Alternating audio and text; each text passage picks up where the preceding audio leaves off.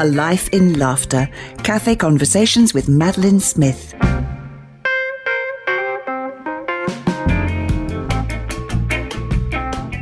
In conversation with Bill Lawrance. Episode 5.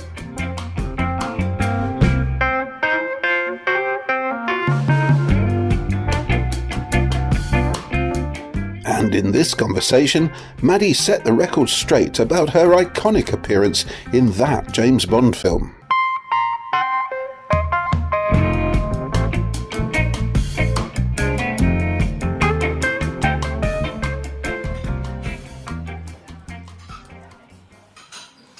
Guess what? My telephone number at home at that time was Richmond, R-I-C, Rick, 2007. I've never made much of that, but, it occurs to me from time to time, and I think, is that weird or is that weird? So tell us first how you got the part. Okay. I think it was American money. Not too sure about that. But Pinewood, the previous year, had a wonderful teleseries on film made at Pinewood, and it was called The Persuaders, and it was Tony Curtis and Roger Moore. And I think they were ridiculous stories. Mine was even more ridiculous than most, I think. Anushka Hempel and I were pretending to be somebody else. Ridiculous scene, utterly delightful. Thought Roger Moore was heaven. Tony Curtis, oh boy, could have died for Tony Curtis at that time. Any time, actually. And Roger directed this episode of The Persuaders. And suddenly, within a month or two, I'm being offered a part in Roger's first Bond film. I'm his first Bond girl. As Eunice Gayson, I think I'm right, was Sean Connery's first Bond girl, so I was Roger's first. What I'm not implying is that he was a virgin and I was his first. So you knew Roger well, which must have helped. No, Bill, I didn't know Roger well, but I had adored him and loved working with him and thoroughly enjoyed it. And so one January morning, I find myself back at Pinewood, in bed with him, actually. It's a strange thing.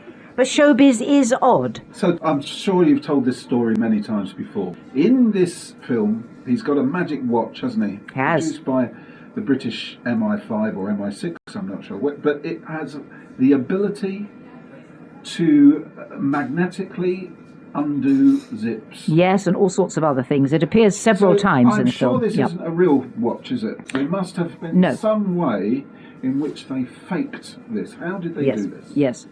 Well, they didn't actually do anything to the watch itself, but down my back was chicken wire, fish wire, gardening wire. I have no idea what kind of wire down this hideous dress. And it had all been laid on by the special effects guy. And come filming the scene where Roger is unzipping my dress, basically I've been in bed with him, romping, rolling around very innocently.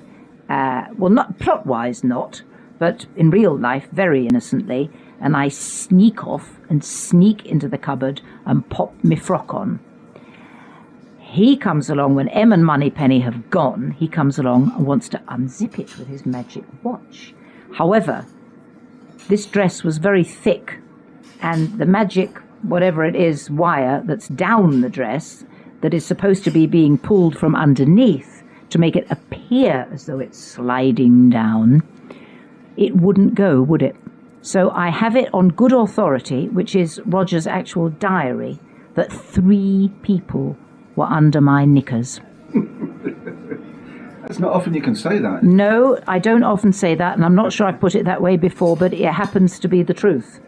One was a wardrobe lady, one was a very young boy, and one was the special effects guy, Derek Meddings. And Ian, who was the young boy, who is now a distinguished older gentleman, I actually met him again a couple of years ago, and I said, well, very nice to see you, because, of course, I hadn't really seen very much of him before, as he was under my frock. But anyway, it's absolutely true. One of them was pulling on the dress, and one of them, or 2 of them were pulling on the dress, and one of them was pulling on the zip. And finally, it came down wonderfully smoothly, and the scene was shot. But that's ruined the film for anybody that sees it now, Bill. But the funny thing is, I knew the film was already finished and they were going to be just doing these little catch-up shots with me. I didn't know how significant the scene was. I had no idea how it was going to be knitted together. I just knew that I had a little teeny-weeny part as a spy, and that it could easily be cut out anyway. These things happen, I'm afraid. It's funny.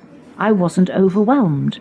I was very excited and delighted, but I wasn't overwhelmed. It was so friendly, and Guy Hamilton, who directed it, was such a sweetie. He was like everybody's favourite uncle. And Saltzman and Broccoli were miles away, probably holidaying somewhere or in the cutting room. I have no idea. I never met them. And Roger was such a poppet. It was really only Roger, the director, the cameraman, and me, or that's how it seemed. We were in a corner of the studio, absolutely freezing cold studio, in a little tight corner. And it's really odd, isn't it? But I wasn't overwhelmed at all. I just had a ball. The joke is, of course, that his wife Louisa was at the bottom of the bed watching. And apparently, according to Jane Seymour, she did that with her as well. So, yeah. Don't know why. I have no idea why she was so odd about that.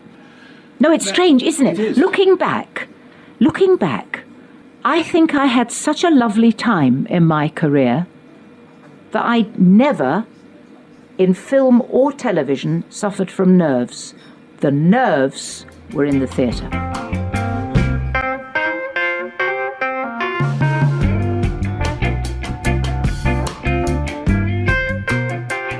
And in this conversation, Maddy talked about her career move onto the West End stage.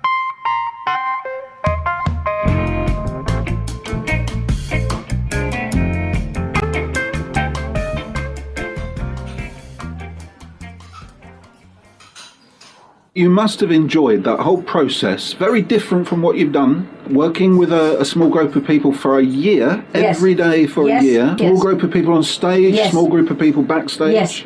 So that process was something that you thrived on. You had to do a year in those days. There was no 3 months or no 12 weeks or anything like that, like actors insist on now. It was a year. And I can remember once meeting dear Richard Bryars in the Underpass. He was at the Criterion and I was at the Lyric Theatre. And I looked at him and he looked at me and he said he'd had enough. Because in those days you had to do a year. I think that was Funny Person Peculiar or a name like that. It was an Akeborn he was doing. It was incredibly funny and he was absolutely wonderful. And I think that his play is the one that led to The Good Life. I'm sure he was spotted in that, and I think that turned into The Good Life. Well, mine didn't turn into anything, but I was in a play with Alec Guinness called Habeas Corpus, written by Alan Bennett, and it was absolutely wonderful. It was almost like a long poem, brilliant piece, very much in the imagination. Patricia Hayes was, she played the cleaning lady, but she was the voice of reason. And whenever anything was happening on the stage between, say, Alec Guinness and his wife Margaret Courtney, or me, or any other character, Roddy Ward Roxby, Andrew Sachs, little Patricia would come on in the background as the little cleaning lady. And she'd appear with her face round the flats and say, "Oover, oover, oover." And she'd be listening there, bless her heart. She was totally wonderful. She had just been in a teleplay called Edna the Inebriate. Yes. I'm not the vagrant. I'm not the vagrant. I'm not the vagrant. She was a wonderful character actress. Yes, wonderful. And What was she like though as a person? wonderful. I became best friends with Did you? Patricia. 100%. Totally genuine best friend. I adopted Patricia and she adopted me. And we used to go off to the Swiss Centre and have cakes and tea and things together. And Patricia was in real life a genuine eccentric. She would go and raid Berwick Street Market's, rotten box. She'd come in with rotten fruit. She'd go through dustbins and pinch old telephones, anything. She always drove, so her little car was always stuffed full with goodies that she'd take home. She had doggies, and she had enough to feed them from the dustbins. She was before her time, wasn't she? Oh, She'd be one of today's reusers, recyclers, wouldn't she? Absolutely right.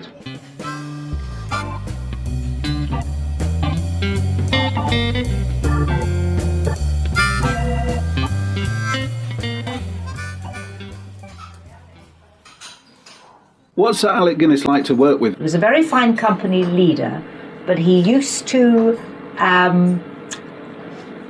indulge his appetites for food. He adored food by inviting people out for supper singularly. So he would invite out Andrew or John Bird, who was in it, or Roddy, or myself and Patricia. He or the wonderful Phil de Law, who Emma Thompson's mum. He would invite you out singularly. He wasn't very good in a crowd. He liked confabs. He liked people in groups, and he loved gossiping. He would sit at the side of the stage, gossiping away. Sometimes quite cruelly. He had quite a sardonic wit. You might not always like what you heard, but it was all in good spirit, really. I have to tell you one thing. One night, Patricia Hayes, who definitely in real life was wondrously eccentric, came on in a new hat, a new cleaning lady's hat, bright green, not even lettuce green. It was bright emerald green. And she came on, and it looked like a lettuce, sitting on top of her head, and he went absolutely berserk.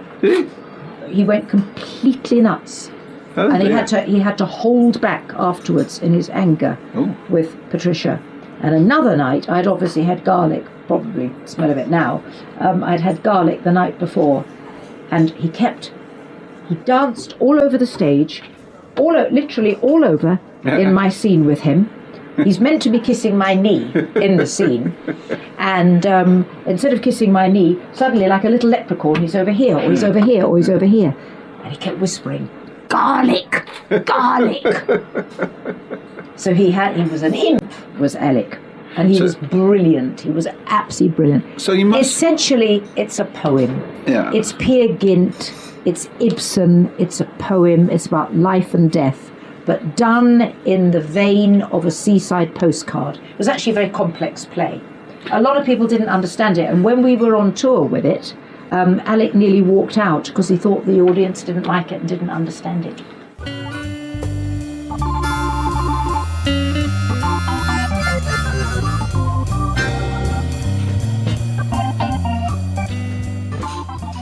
So Anthony Marriott wrote a play not dissimilar at all to No Sex, Please, We're British, with John Chapman, about 10 years, I would say, after No Sex, Please, We're British, and called it Shut Your Eyes and Think of England.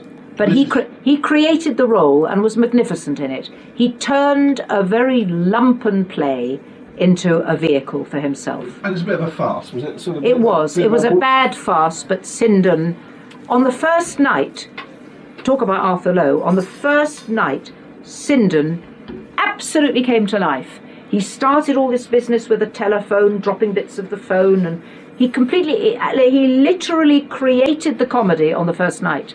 It had lumped along throughout rehearsals and throughout the tour. It was absolutely dreadful.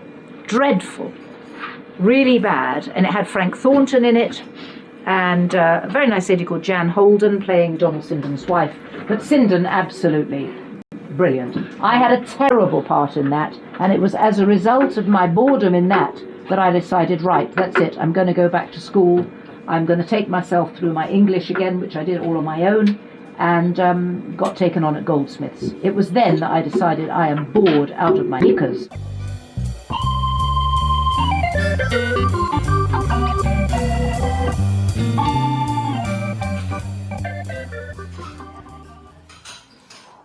I did my growing up while I was acting, and that's actually true. I also did a lot of training. I went to RADA for some classes, and I also went to the City Lit every weekend for classes. So while I was learning by doing it, I was also training, because all of those teachers were RADA teachers.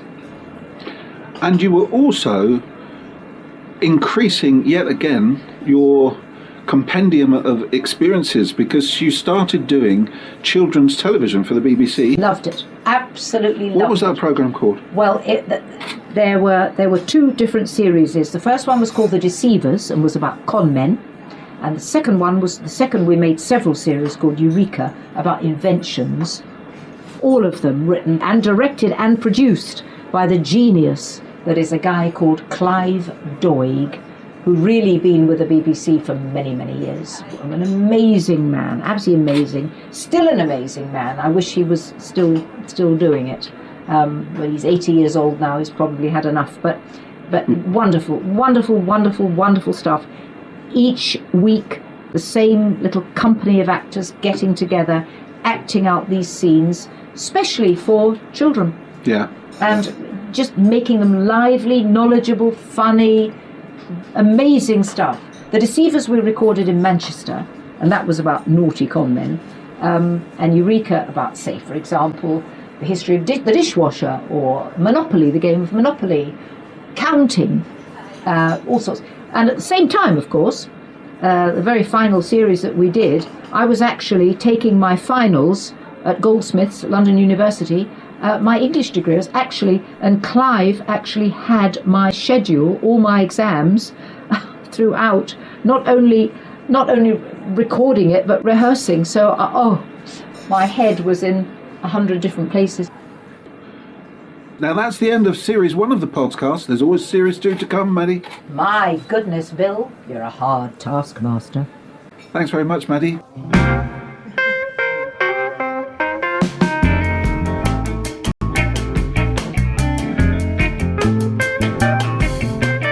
That was episode 5 of A Life in Laughter with Madeline Smith.